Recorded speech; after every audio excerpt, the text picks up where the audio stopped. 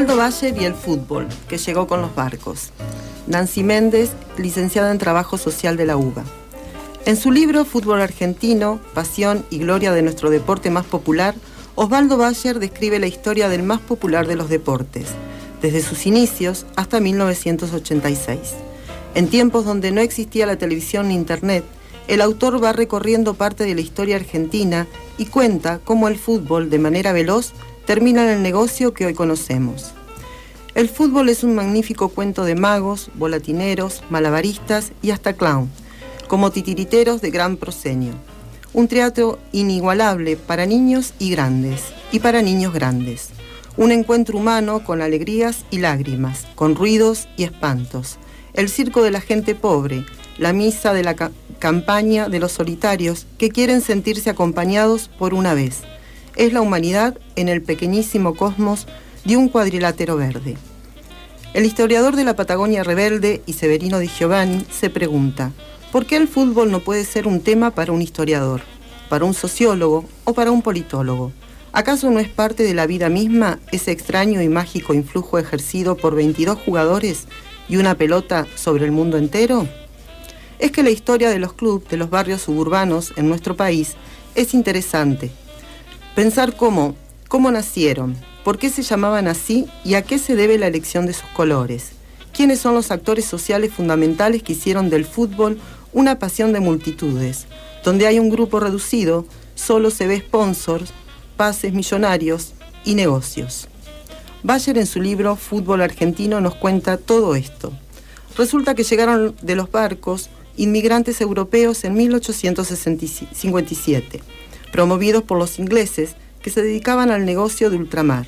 En nuestro país se jugaba el partido inaugural de los 8 contra 8.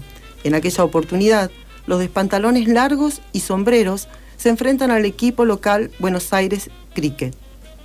Por aquel entonces, los anarquistas y socialistas se referían al fútbol como misa y pelota, la droga de los pueblos.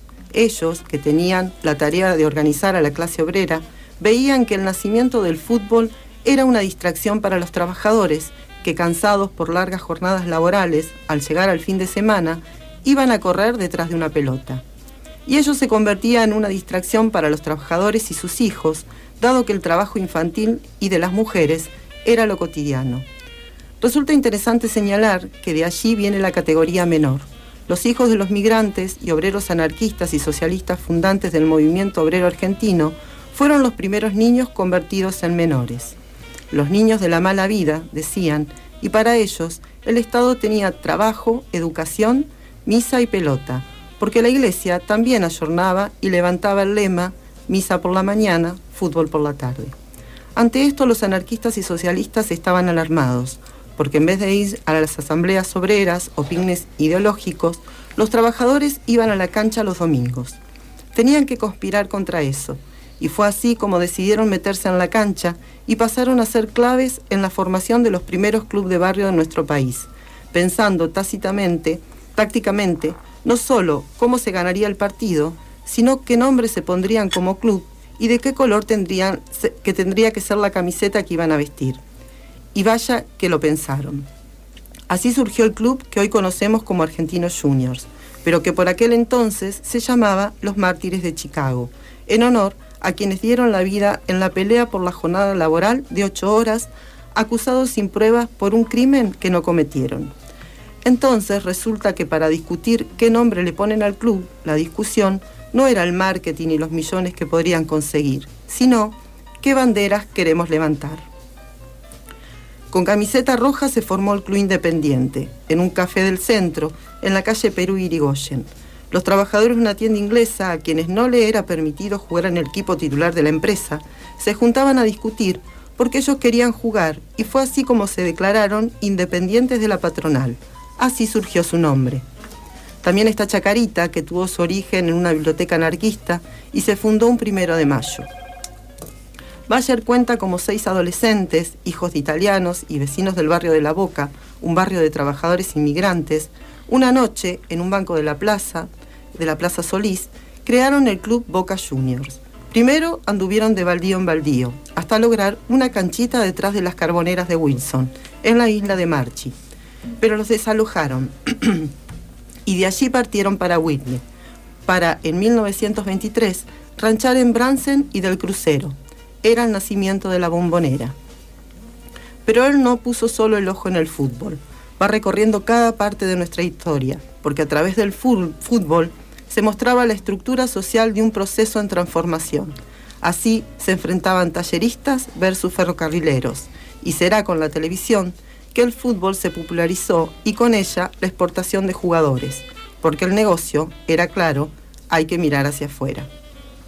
El fútbol se capitalizó, se empezó a retener a los jugadores por dinero y los clubes que tenían dinero con la promesa de un futuro mejor atraían a los mejores de los clubes pobres. A comienzos de los años 20 del siglo XX aparecen las categorías de club grandes y chicos y el fútbol pasa a ser un deporte a ser un negocio, donde comienza el momento del profesionalismo. Su libro termina en 1986 con el campeonato mundial que gana Argentina. Allí hace el corte de su historia. Osvaldo Bayer dice que fue hasta ahí donde disfrutó el fútbol, porque después de ahí, la noticia más importante pasó a ser cuántas veces Maradona se sonaba la nariz. Es que el fútbol no es solo el negocio, con grandes sponsors y pases millonarios. También hay cientos de ejemplos que exceden esta nota.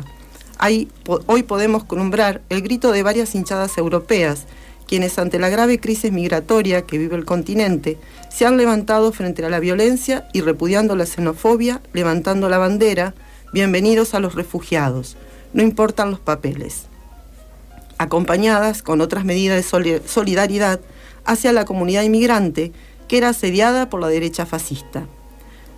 Si Bayer accedió a varias ediciones más de este libro, es por esto, para no borrar la historia, para hacerle llegar a los hinchas como fue el fútbol que él vio en su niñez y adolescencia, aquel que se jugaba en los baldíos y en las calles de tierra. En definitiva, este querido hincha fanático de Rosario Central, biblioteca del club que lleva su nombre, nos habla del fútbol y lo que definió como su naturaleza dialéctica. El fútbol es un juego capitalista, porque requiere de rendimiento, afán de ganar, de ser superior, pero a la vez es un juego socialista, porque necesita del esfuerzo de todo el equipo, la ayuda mutua para obtener el triunfo, que es una vida mejor. Y en medio de todo, el gol, el sueño, la esperanza y con ella la felicidad.